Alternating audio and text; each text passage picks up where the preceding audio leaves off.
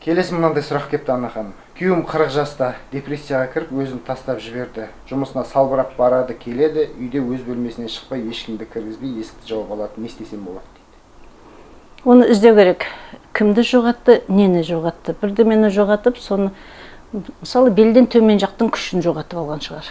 Ал онда проктолог, андролог дегенге жібердіңіз ба оны?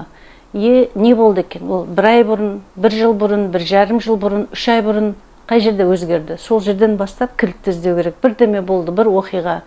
Сіз сөз айттыңыз ба? Әке шешесі бірдеме айтты ма? Өзі мүмкін бірінші махаббатын кездестіріп қалды ма? Не болды? Ол сізге шындығын айта алмай жүрсе, онда сізге бұл байланысты сізден қорқады, сізге сенбейді. Онда жарайды, басқа психологқа жіберсеңіз, мүмкін сол жерде өзін жан сырын ашып, қандай болғаны, не болғаны сізге айтатын шығар. Бірақ сізге өкінішті.